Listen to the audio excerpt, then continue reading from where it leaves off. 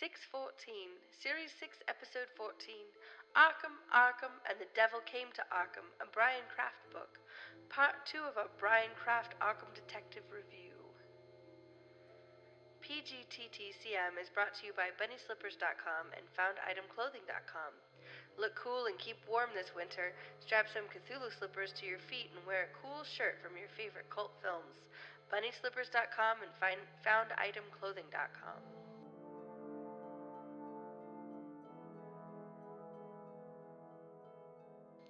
Greetings, listeners. It is I, D.B. Spitzer. Once again, we head down those lightless stone staircase in the middle of the dark woods. Hoobada-doobada. People's Guide to the Cthulhu Mythos starts now. Arkham. 614. Is it just me, or does Arkham sound like you're kind of clearing your throat when you say it in a Boston accent? Arkham. Arkham. Gotta do something about that cough. Okay. Park the car in the Arkham yard.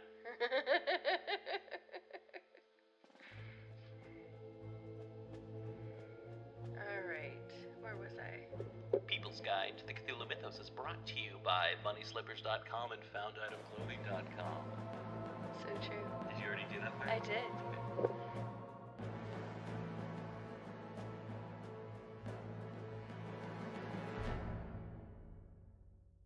You can follow People's Guide to the Cthulhu Mythos on Twitter, Facebook, Instagram, and YouTube. Yes, we have a YouTube page that functions. Just look for DB Spitzer on YouTube or People's Guide to the Cthulhu Mythos on YouTube. And also, you can rate, review, and subscribe on Stitcher and iTunes. And remember to give us a review. All right, thank you so much, and back to Lobelia. What lay behind our joint love of shadows and marvels was no doubt the ancient, mouldering, and subtly fearsome town in which we lived, witch-cursed, legend-haunted Arkham, whose huddled, sagging gambrel roofs and crumbling Georgian balustrades brood out the centuries beside the darkly muttering Miskatonic. H.P. Lovecraft. Ever hear of the guy? Arkham is a fictional town situated in Massachusetts. It is a dark city and an integral part of the Lovecraft country setting created by H.P. Lovecraft, and is featured in many of his stories and those of other Cthulhu Mythos writers. Arkham House, a publishing company started by two of Lovecraft's correspondents, Augie Dog Derleth and Donald Wandry, takes its name from this city as a tribute. Arkham is the home of Miskatonic University, which features prominently in many of Lovecraft's works. The institution finances the expeditions in both At the Mountains of Madness, 1936, and The Shadow Out of Time, 1936. Walter Gilman of The Dreams in the Witch's House, 1933, attends classes at the university. Other notable institutions in Arkham are the Arkham Historical Society and the Arkham Sanatorium. It is said in Herbert West Reanimator that the town was devastated by a typhoid outbreak in 1905. Arkham's main newspaper is the Arkham Advertiser, which has a circulation that reaches as far as Dunwich. In the 1880s, its newspaper was called the Arkham Gazette. Arkham's most notable characteristics are its gambrel roofs and the dark legends that have surrounded the city for centuries. Side note, gambrel roofs are what a barn looks like, just to give us a bit of more of a visual. So what we're talking about is a city made out of barns. Well, not barns, but colonial houses. Colonial houses that look like barns. Yeah. I mean, with widow walks on the top. Oh, yeah. Yeah, we're talking New England houses. Yeah, but not a salt box. No. Like gambrel. More like if you head out to Nantucket, what you're going to find. Some gambrel roofs. Gambrel roofs, yeah. Yeah, and get up into that large structure, and it's got those cross beams and stuff to keep the space big. So what we're talking about here is, where did all the woods go? Gambrel roofs. Yeah. Okay. The disappearance of children presumably murdered in ritual sacrifices at May Eve and other bad doings are accepted as part of life of the poorer citizens of the city. Accepted by whom? Sorry. Too much commentary.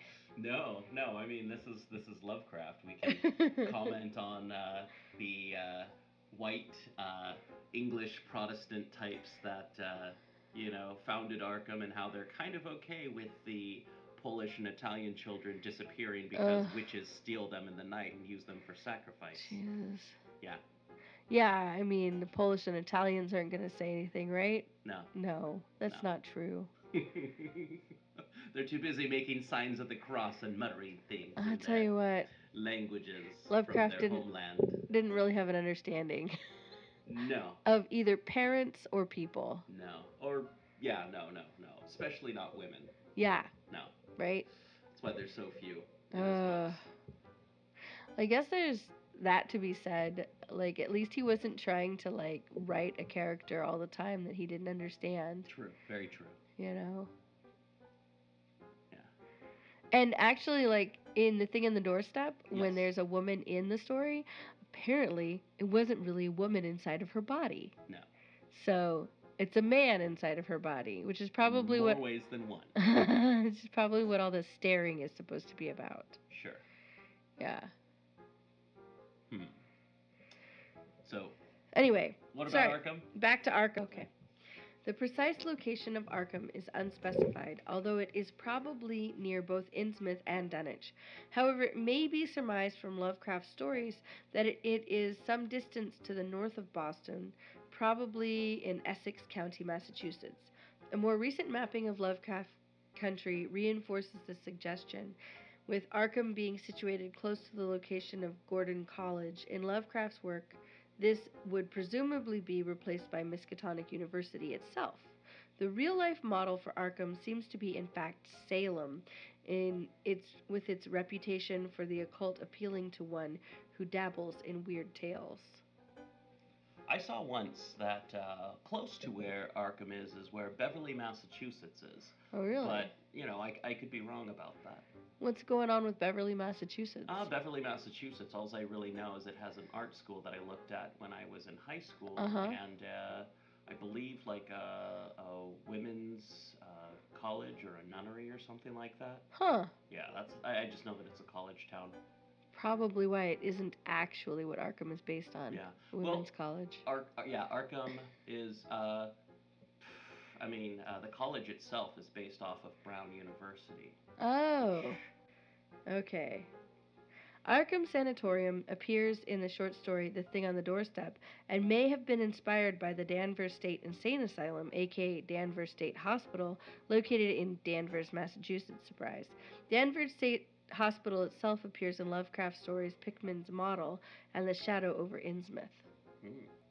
Danvers State Hospital is it has been torn down now, but it was used for several movies and is also for like decades and decades after it was closed down, I think in the 60s, and then more of it was closed down in the 80s, when they shut down all the mental institutions in the 80s.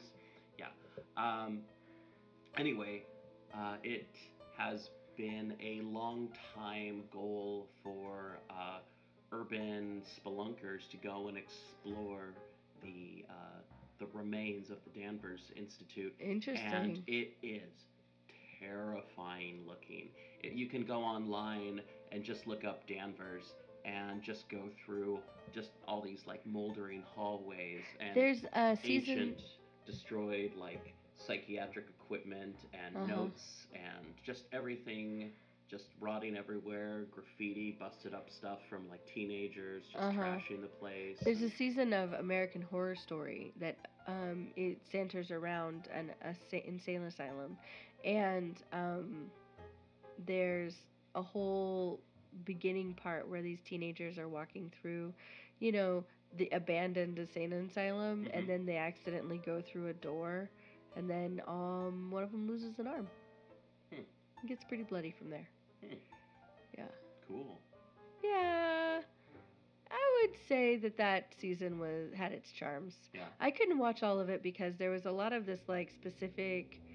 I mean, there's often in American Horror Story like specific horror to women, body horror, being impregnated, bearing things you don't want to bear, etc., etc. I thought that was kind of the whole theme of American Horror Story. I mean, in some seasons it's explored more than others. Okay, I've only seen one season, the first season, and that just seemed very, very much With like the ghost impregnation. Ghost.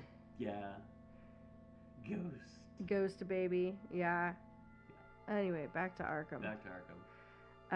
The Elizabeth Arkham Asylum for the criminally insane, typically called Arkham Asylum or simply Arkham, is a fictional psychiatric hospital appearing in American comic books published by DC Comics. Does it really appear in anything besides Batman? It appears in okay. So, if there is a mental institution that you have to have a super villain thrown into, it's going to be Arkham. Oh. So, if the Flash has a villain that is going somewhere because they're crazy. Yeah. It goes to Arkham. Yeah, Captain Cold is like thrown into Arkham. Uh-huh. Flash has an adversary in Arkham. Say Shazam has someone thrown in Arkham. Yeah. I mean, okay. Arkham can like cross the thing. Like Lex Luthor will not be thrown into Arkham ever because he's too a super clever. Genius. He's not insane. He's not criminally insane. You can't be criminally insane and a genius. No, you can be criminally insane and but a just genius. not Lex Luthor. Lex Luthor is far too proud to be. He would never let anyone declare him insane. I see. Yeah. Okay. Yeah. This makes more sense. Yeah, and I don't think Brainiac would ever end up in Arkham because the fact that, he's Brainiac and an alien. Well, and the Batman, storyline is a lot more about exploring the broken mental health of people than other DC comics, which is certainly part of why I like it. Yeah. Yeah. Because I don't feel like that's a big thing that DC wants to talk about. Yeah. It's more of a Marvel thing. Human frailties with superpowers. I don't know. I think it's a theme in comic books all across the board. Well, all right. Yeah. Okay. All right. So, DC Comics, commonly in stories featuring the superhero Batman. Arkham Asylum first appeared in Batman 258 in October of 1974, written by Dennis O'Neil with art by Irv Novak. Arkham Asylum serves as a psychiatric hospital for the Gotham City area, housing patients who are criminally insane. Arkham's high-profile patients are often from Batman's rogues gallery, such as the Joker, Two-Face, Poison Ivy, the Riddler, Harley Quinn, Clayface, the Mad Hatter, Killer Croc, Mr. Freeze, and the Scarecrow. Side note, Mr. Freeze? Don't they know he went to Freeze school and got his Freeze PhD? Shouldn't he be called Dr. Freeze? He should be called Dr. Freeze, but I think they were like, oh, it sounds stupider though. Mr. Freeze. This goes back to my whole thing about Mr. Fantastic. It's like his true superpower is his brain, etc. Anyway. Yeah. I didn't invent that. My friend Molly came up with it. Yeah. No, Fantastic Four has always been kind of a I don't care. Yeah, and then the movies kind of drove it in the ground for me. Yeah. It's like, growing up, it's like Avengers, Fantastic Four, meh. Yeah. Spider-Man, meh. Really? Yeah, no, I was always about X-Factor, X-Men, classic X-Men from the 70s. Love 1970s X-Men with a passion. Chris Claremont, amazing. And I really like X-Men too, but I haven't seen a lot of the 70s stuff. Yeah, stuff from the 70s. You're talking about actual comic books. I'm talking about comic books. Although, X-Men cartoons from the early 80s, like a terrible spin-off of Spider-Man that never really quite happened. Pretty good stuff. Wolverine has an Australian accent. Ooh! I gotta watch that. Yeah. Before Wolverine accidentally had an Australian accent, he had an Australian accent on the Spider-Man cartoons. Wow. Yeah. Anyway. Onward. Okay, so, Located in Gotham City, Arkham Asylum is where Batman's foes, who are considered to be mentally ill, are brought as patients. Other foes are incarcerated at Blackgate Penitentiary. Although it has had numerous administrators, recent comic books have featured Jeremiah Arkham, inspired by the works of H.P. Lovecraft, and in particular his fictional city of Arkham, Massachusetts. Ever hear of the place? Ever hear of the place? The asylum was created by Dennis O'Neil and Irv Novak and first appeared in Batman 258, October 1979. Much of its backstory was created by Len Wein during the 1980s. Arkham Asylum has a poor security record and high recidivism rate, at least with regard to the high-profile cases. Patients such as the Joker are frequently shown escaping at will, and those who are considered to no longer be mentally unwell and discharged tend to reoffend. Furthermore, several staff members, including its founder, Dr. Amadeus Arkham, and director, Dr. Jeremiah Arkham, as well as staff members, Dr. Harlan Quinzel, Lyle Bolton, and in some incarnations, Dr. Jonathan Crane and Hugo Strange, have become mentally unwell, donned costumes, wreaked havoc, etc. Yep. In addition, prisoners with unusual medical conditions that prevent them from staying in a regular prison are housed in Arkham. For example, Mr. Freeze is not always depicted as mentally ill, but he requires a strongly refrigerated environment to stay alive. Arkham, with special conditions required for certain patients or inmates being a regularity rather than an exception, is seen by authorities to be an ideal location under certain circumstances. Gotham criminals deemed criminally insane or mentally unfit by the court of law generally are treated at Williams Medical Center before being deemed dangerous enough to be sent to Arkham Asylum. Here's the thing. Yeah, thing me. Close down Arkham. Yeah? Set up something. Okay, so if, like, the Justice League is able to have a satellite up in space, why can't they have, like, a mental institution for the criminally insane in space? Well, let's be clear. I mean, it's not because, okay, Arkham isn't easy to escape from, and ask the Joker. No, listen. It's not easy to escape from because people are like, you know what, we need to make a secure facility. It's easy to escape from because Gotham is a corrupt city. That's its whole thing. It's a corrupt city. Otherwise, Batman would just be in Metropolis as well. Take Arkham out of Nassau County or whatever county it's supposed to be in, not New York, and put it in space. Like Dr. Freeze, you know? Mr. Freeze. Mr. Freeze. If he broke out, it's space. He can't breathe in space. If the Joker breaks out, Joker can't fly through space. Joker can't do shit. He's got to figure out a way to, like, take all the staff hostage. Okay, or even, which he's done, right? Move, create a wing for Blackgate for super villains, where that can, like, house Mr. Freeze's, like, thing, because it's like, it's not doing any good at Arkham. It's like those guys just break out, like, yeah, but my point isn't maximum security facility. People break out of Blackgate too. The point isn't that these characters have to be incarcerated forever. I mean, story-wise. Yeah. I mean, you obviously have a good idea for how to solve this problem. Not really. But this problem isn't what they need to solve. Yeah.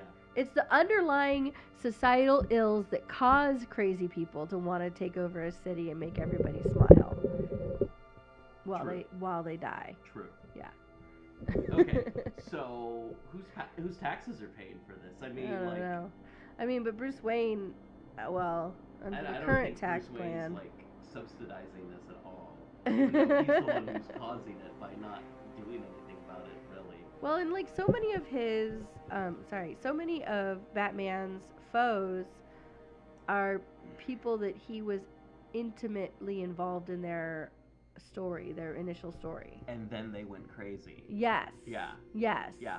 And they didn't get crazy until they met Bruce Wayne or Batman. Well, and like one wonders if perhaps the underlying insanity inside of Batman, inside of Bruce Wayne, that causes Batman is part of what taints the entire experience of Gotham. Yeah. Yeah. you know. It's like the mugging of Mr. and Mrs. Wayne, which is the origin story for Batman. Really? I know, you haven't seen that, right? No. This is part with the pearls bouncing. I think it was more than a mugging. I think it was straight well, up there was homicide. a mugging and homicide involved. I mean, well, it depends on what you're watching or reading. Yeah. But a lot of there's like this, obviously you know about this underlying, like, what was Mr. Wayne doing to help clean up the city. Yeah, but oftentimes it's just they got mugged leaving the theater. Yep. Zorro. Okay.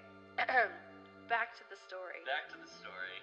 Arkham, in its first appearance, is named Arkham Hospital, although it is not clear what kind of hospital it is. Arkham Asylum first appeared in another O'Neill story the following year, but it was not until 1979, a very special year, that Arkham Asylum completely replaced Arkham Hospital and the occasional Arkham Sanitarium as the institution's name. Also in 1979, the move to have the asylum closer to Gotham had begun. That was completed in 1980 when Batman number 326 by Len Wein described the asylum's location deep in the suburbs of Gotham City. It is perhaps for this reason that Batman number 326 is listed in some histories as the first appearance of Arkham Asylum.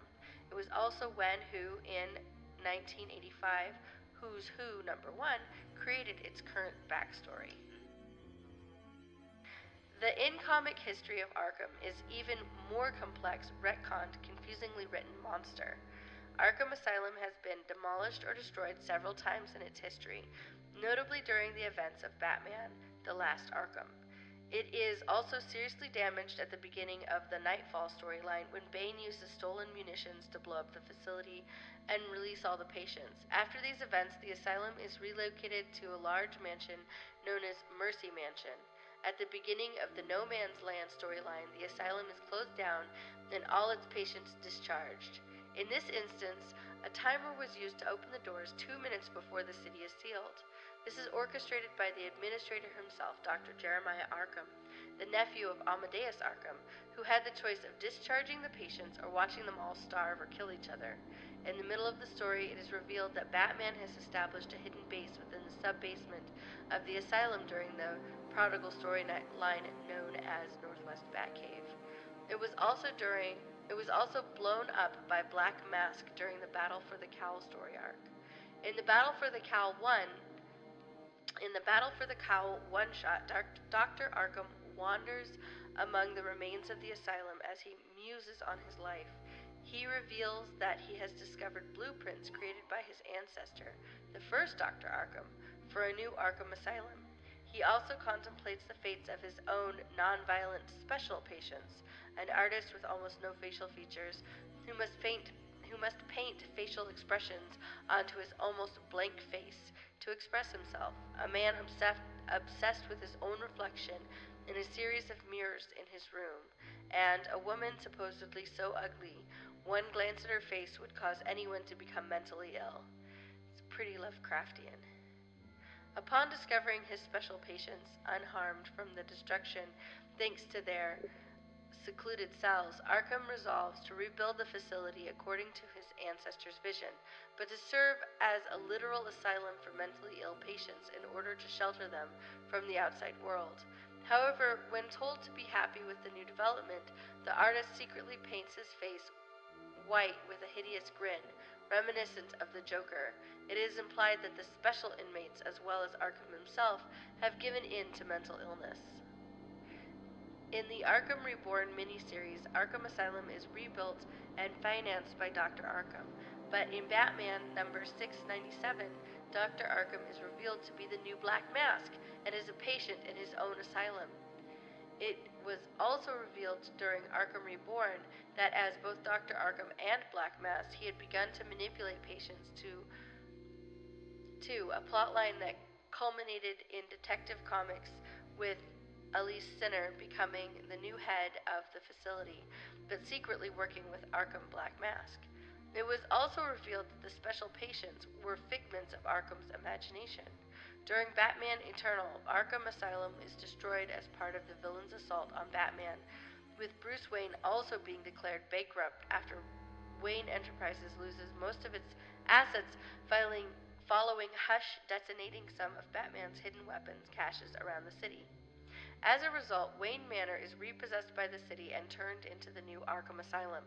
But Bruce decides to accept the situation on the grounds that he can now keep a closer eye on his foes in the asylum due to his intimate knowledge of the Manor's entrances and exits, after sealing off the entrance to the Batcave from the Manor. So, the history. Len Wein didn't come up with all of that for the history of Arkham Asylum. So there must be some other history? Of Arkham Asylum? Mm-hmm. There's various bits of history through various bits of books, but no, I think like most of it came up with in the 80s through various like one-shots and graphic novels about Arkham. I've got a few in my room I can get out later, I think. I've got some long boxes out in storage that I can pry through and dig out old Batman comic books and graphic novels. Did you get all of this information from your brain or from the internet? I got it from the internet. Oh, cool. Yeah, no, I've never really collected Batman individual. I've always collected Batman graphic novels because the weekly, monthly, bi-monthly, whatever, like Detective Comics,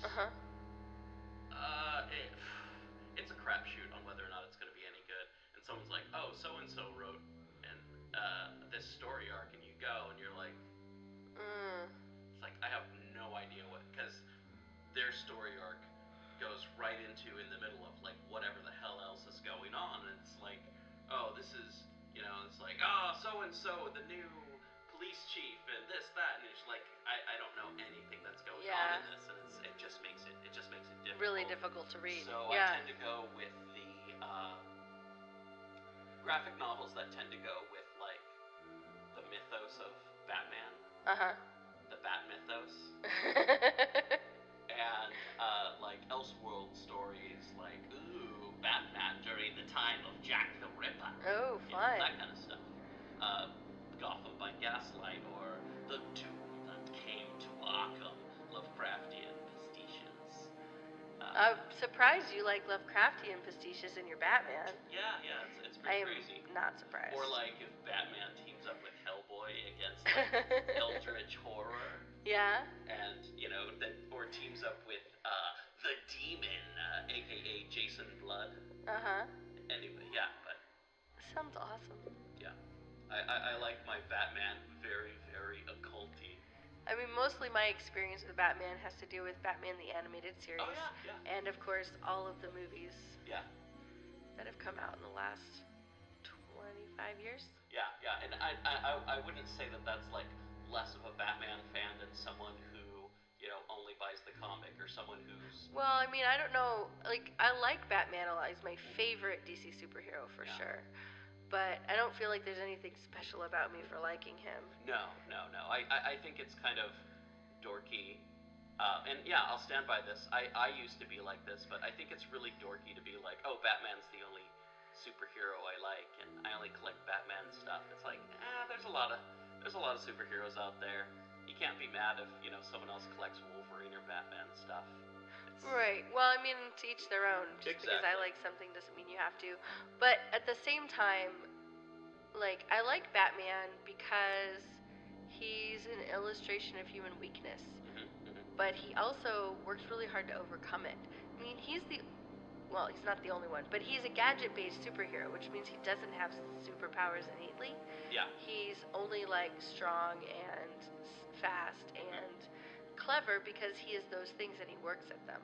Yes. He doesn't have, like, super speed. He doesn't have super strength. He's not stronger than any other person who trained as much as he does. No, but it is ridiculous how the comic books and the cartoons and the movies are, like, Batman's main superpower is the fact that he plans for everything and that he's rich. It's like, oh yeah, well I thought of that, so I did this. I had a contingency plan for this, so I have this. I mean, money is definitely a huge player in the whole Batman series. He wouldn't be able to be Batman without money. No. He would just be Like, that's actually one of the things I like about Spider-Man, is that, I guess Peter Parker does have superpowers. Yeah. But, his foibles are definitely more about himself rather than being, like, he's poor, but the fact that he doesn't have money isn't what holds him back in life. And actually, if Batman didn't have money, he would probably be considered a supervillain. Right? He would be Well, some costumed lunatic out on the street doing stuff.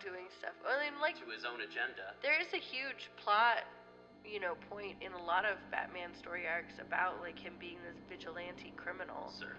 And, like, do we love him or loathe him? Yeah. And then he does something to save the city, and then everybody loves him, right? It was one of the things I liked in the Batman Lego movie, was that that Batman lives this life of total self-indulgence and, like, self-congratulations as well. Okay.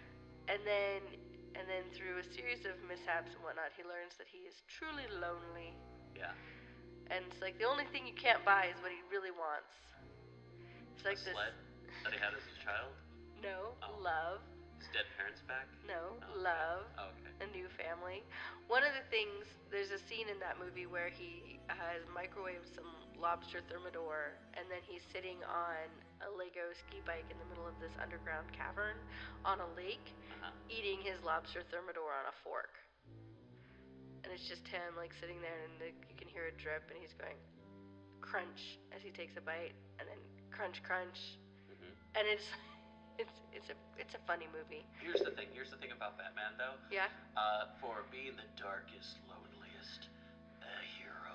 Yeah. He sure has, like, he's got Robin, he's got Nightwing, he's got Batgirl, he's got Bathound, he's got Batman. Wait, isn't Nightwing just an older incarnation of Robin? Oh no, you've got Timothy Drake, who I think is the current Robin. You've got Jason Todd, who was the dead Robin who got resurrected, then was Red Hood, and now he's Red Robin.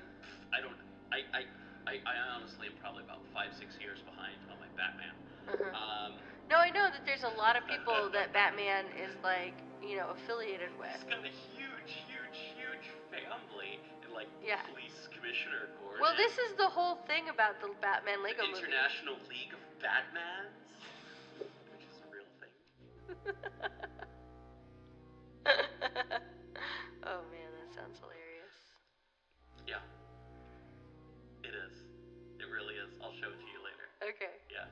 Speaking of later, coming up next, we are going to be talking about Byron Craft's book, Arkham Detective, or book story from Arkham Detective, The Devil Came to Arkham. The Devil Came to Arkham by Byron Craft. Yeah. I met him at the H.P. Lovecraft Film Festival. Me too. You met him several years before I did, though. True. Anyway.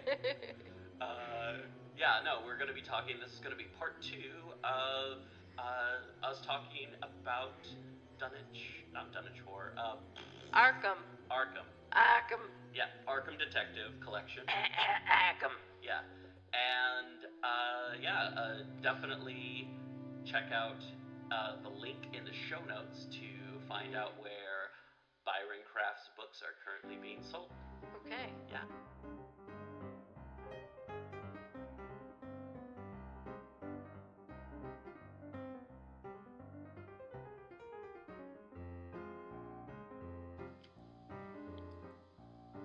The following is from Byron Craft's The Devil Came to Arkham, part of the Arkham Detective Collection. Can anything good come from Arkham? Most doubted. Arkham, Massachusetts in character is neither virtuous nor depraved. It aspires to be Providence, but it comes closer to Salem when Corvus Astaroth is added. It is the Arkham cycle. It not only attracts the lowest of all things, living or dead, it is also a magnet for the strangest. Some cities grew while Arkham just festered. Maybe Arkham's aberrant culture was the ultimate power source for him. You know the saying, in the long run we're all dead. Well, when when it comes to Corvus Astaroth, sometimes evil is hard to kill. I first met him when I was standing on the bottom step to Station 13, smoking my 15th lucky of the day. I was thinking about this and that, just looking at the asphalt between me and my problems when he pulled up. There was this weird fella driving a beat-up Model T. The old Ford was bright red and looked like it painted with a wet mop. The driver was clean-shaven with bushy white eyebrows, wearing a sailor straw hat. Who the hell wears a hat like that nowadays? I asked myself. The back seat of the Model T was piled with an array of heavily worn furniture with bulging canvas sacks. Black, long candelabras hung halfway out of the windows. Strapped up to the top of the trunk were ominous-looking wood crates. With a brief instant, I thought I detected movement in one of the sacks. That is an excerpt of the Arkham. The Devil Came to Arkham from the Arkham Detective Collection. What can I say? Byron Craft. Very, very pulpy, very kind of almost like Henry Kuttner, but a little bit more modern. And no racial slurs or anything like that. Byron Craft, writer out of time and at times very modern but also very pulpy. I highly recommend this book. The only really gripe with this that I have is I have to scan through the book to find where the next chapter starts if I'm starting from scratch. It doesn't really tell me where in the table of contents to start. And on one side it says Byron Craft, and the other side says the Arkham Collective, Detective Collection. But nothing tells me what story I'm on, and that's a major gripe for me. Other than that, the book is amazing. And next time we'll do a little excerpt from The Dunwich Dungeon. Alright. Thank you so much for listening to me review books. Hey, I have a question for you, DB. Sure. Where does the name Arkham come from? Like, H.P. Lovecraft named this city or town Arkham, right? And then that's been used, and he's like the originator, but he wasn't. I mean, it's like he usually got stuff from somewhere else. Okay, so Old English. Yeah. If you think of New York as being Gotham, is the old-timey name for New York, like the Gotham City. Right, because it was dark and dirty. Do you know what Gotham means? Gothic? Goat City. Goth means goat. Oh. It was, yeah. So, Gotham City means goat city. Arkham, I don't know what Ark means, but yeah, Maybe like architecture? And Ham means Hamlet. Yeah. Yeah. But I mean, is there a place in England named Arkham? I don't know. Let me look it up real quick. When we're reading the thing on the doorstep, which is my first H.P. Lovecraft story, and they said they were from Arkham, Massachusetts, I was like, oh, Arkham? Because, of course, I was familiar with it from Batman. Mm-hmm. And it felt like a way in, although Arkham Town, if you will, is really different from the Arkham Asylum. Yeah. Duh. But it was really interesting to me.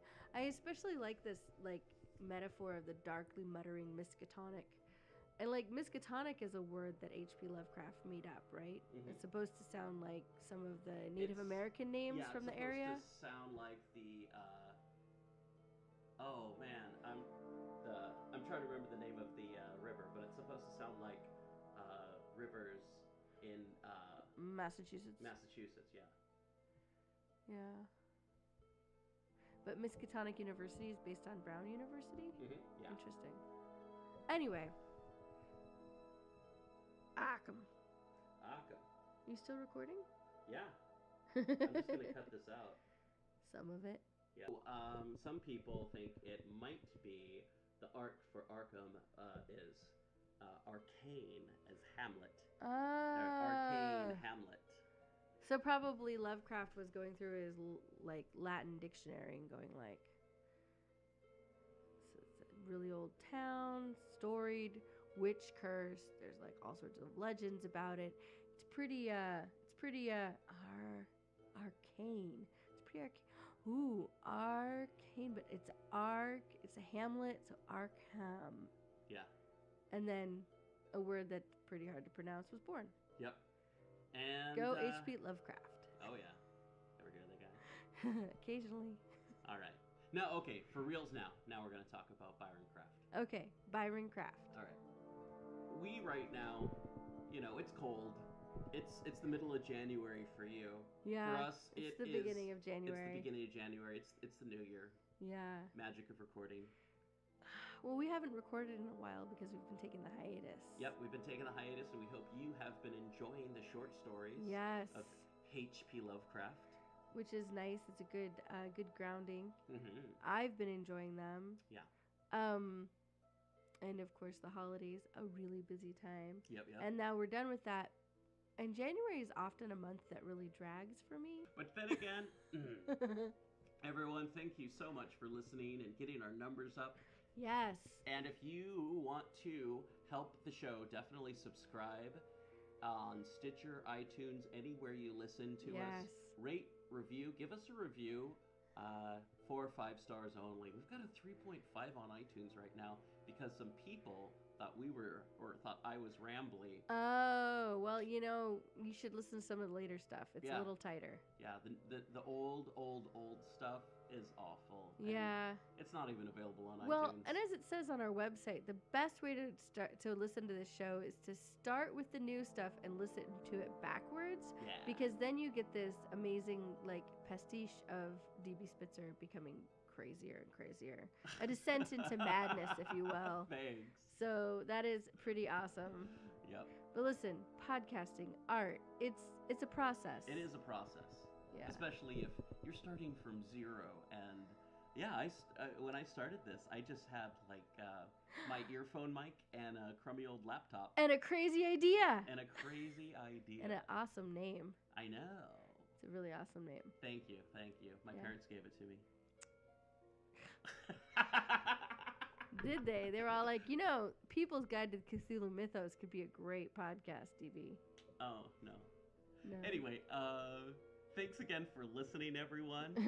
Join us next time when we will be talking about Dunwich or Dunwich, depending on what side of the Atlantic you're from. Dunwich, Massachusetts. Dunwich. For Dunwich, and Dunwich, we'll be talking about Dunwich Dungeon. Ooh. Dunwich Township in Massachusetts, a fictional town by H.P. Lovecraft, as Zach A. Ferguson refers to him. Of course, H. H. I wonder if he also says, I bet he says Z too. Oh, yeah. Yeah. I'm sure he does. I love the way he talks. Me too. He was live on Facebook today talking, and he had a cold, so he sounded pretty tough. Yeah. He sounded pretty tough, and he talked in a Cockney accent, so he'd sound like super street. Anyway, join us next time. Remember to stay squiggly. Keep it weird. And peace in the Middle East. Yeah. War in the Central Core. And that's pretty much it. Thank you again. PGTTCM is a member of the Dark Myths Collective. Check them out at darkmyths.org. And check out all the cool podcasts that they have. And remember... Some really awesome ones. Check us out at pgttcm.com and check out the RSS feed at pgttcm.podbean.com. And as always, we are brought to you by Found Item Clothing and bunnyslippers.com. Strap some bunny slippers to your feet or Cthulhu Mythos slippers to your feet. Cthulhu Mythos slippers? I thought they just sold Cthulhu slippers. Cthulhu slippers. Well, listen, once you get into Cthulhu, it's a whole thing. Okay. All right. You're telling me, lady. All right. See you next time, everyone. Goodbye.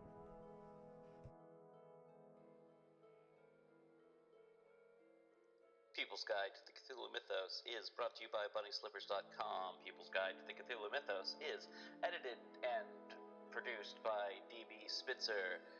Voice talents DB Spitzer and Sarah Fee.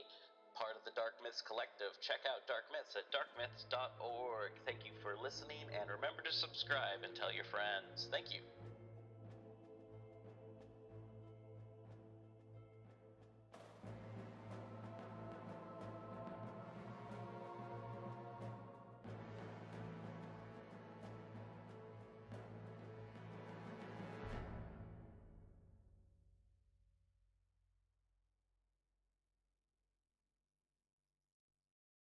Mm-hmm. So it's nice to get back in the recording saddle, if you will. Yeah. Specially constructed recording saddle.